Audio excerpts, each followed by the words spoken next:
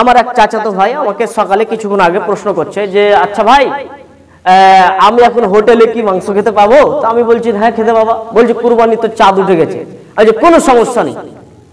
আল্লাহ নবী বলছেন আন শারিহি ওয়া আযফারিহি, যে নখ এবং চুল এই দুটো জিনিস কাটতে পাবে না। এই ব্যতীত আপনার বাড়িতে মেহমান এসেছে, আপনি মুরগি কেটে খেতে পারেন, কোনো সমস্যা নেই। বাচ্চা জন্ম নিয়েছে, আকিকা দিতে পারেন, কোনো সমস্যা নেই। হোটেলে আপনি মাংস দিয়ে ভাত খেতে পারেন, কোনো সমস্যা নেই। আরে শুনে রাখেন, আল্লাহর নবী বললেন তোমরা চুল কাটা থেকে বিরত থাকো এবং নখ কাটা থেকে বিরত থাকো। আমাদের সমাজের আমরা ফতোয়া এটা জেনে নিলাম যে কোনো আর গরু বকরি ছাগল কিছুই না কাটা যাবে না, মুরগি কাটা যাবে না। আপনাকে বলি মূলত আপনি কাটবেনই বটে, যেন এটা প্রমাণ হয়ে যায় যে আল্লাহ রাসূল মূলত এগুলোকে নিষেধ করেননি। তিনি বলেছেন যারা কুরবানি দেওয়ার নিয়ত করেছে যারা, তারাই মূলত এই চুল এবং নখ কাটা থেকে বিরত রাখবে। এবার আপনি কুরবানি দিচ্ছেন, আপনি মনে করুন আপনি কাটতে পাবেন না।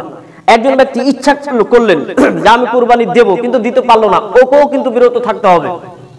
এক হাদিসে মুহাদ্দিসে কেরামগণ বলছেন কোন ব্যক্তি ইচ্ছা করলো কুরবানি দেওয়ার জন্য কিন্তু সে দিতে পারলো না, সে চুল এবং নখ কাটা থেকে যদি বিরত থাকে তাহলে কুরবানির সব তাকে দেওয়া হবে। এটা বিভিন্ন ওলামাদের মত রয়েছে।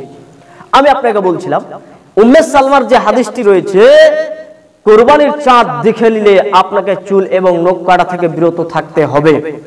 এই ব্যতীত আপনি যে কোনো জিনিস আপনি কাটতে পারেন, কোনো সমস্যা নেই। কুরবানির চাঁদ উঠার পরে কুরবানি হওয়ার দিন পর্যন্ত এই 10 দিন, এই 10 দিনের আমল আল্লাহর কাছে খুব প্রিয়, অতীব প্রিয়, খুব উত্তম। এই 10 দিনের আমল সাহাবীগণ জিজ্ঞাসা করছে আল্লাহর নবী, একজন মানুষ যুদ্ধে গেল, যুদ্ধে যাওয়ার পরে ওই লোকটা যুদ্ধ করলো, তো এখন এই যুদ্ধ করার থেকেও কি, এই জিহাদ করার থেকেও কি এই 10 দিনের আমল অতি উত্তম? তখন আল্লাহ রাসূল বলেছেন হ্যাঁ, এই 10 দিনের আমল যুদ্ধ করার থেকেও, জিহাদ করার থেকেও এই 10 দিনের আমল অতি উত্তম।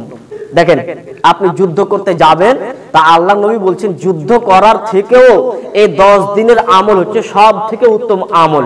আল্লাহ নবী বলছেন শোনো, ওই ব্যক্তি যুদ্ধে গেল, যুদ্ধে যাওয়ার পর সে শহীদ হয়ে গেল, সে তার অর্থ সম্পদ ক্ষয় করলো, সে আর কিছুই ফিরে বাড়ি নিয়ে আসলো না, মূলত এই ব্যক্তির সমান নয়।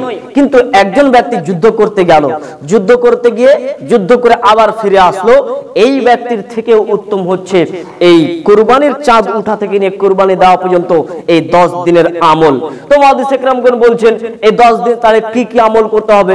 আপনি ইবাদতের ভিতরে সব থেকে ভালো এবং উত্তম ইবাদতের নাম হচ্ছে সিয়াম রাখা।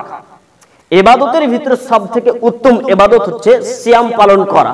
কাজেই কোন ব্যক্তি যদি চায় যে আমি কুরবানির চাঁদ উঠা থেকে নিয়ে একেবারে 9 তারিখ পর্যন্ত, জিলহজ মাসের 9 তারিখ পর্যন্ত এই 9 দিন আমি সিয়াম পালন করব, তো কোনো সমস্যা নেই, করতে পারেন।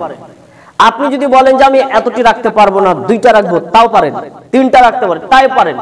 আপনি যদি বলেন যে আমি এতটুকু রোজা রাখতে পারবো না, তবে আমি বেশি বেশি করে নামাজ পড়বো, আল্লাহর কাছে দোয়া দরুদ করবো, করতে পারেন। তবে আপনি যখন এই 9 দিন যখন আপনি সিয়াম পালন করলেন, তখন পুরোটা দিন কিন্তু আপনি ইবাদতের মধ্যে কাটালেন। কাজে আল্লাহ নবী বলছেন সব থেকে অতি উত্তম দিনের ইবাদত হচ্ছে কুরবানির চাঁদ উঠা থেকে নিয়ে 9 তারিখ পর্যন্ত, অর্থাৎ 10 দিনের ইবাদত। কুরবানির দিন কিন্তু যেদিন ঈদ হবে সেই দিন কিন্তু সিয়াম রাখা যাবে না, সেই দিন কিন্তু রোজা রাখা যাবে না।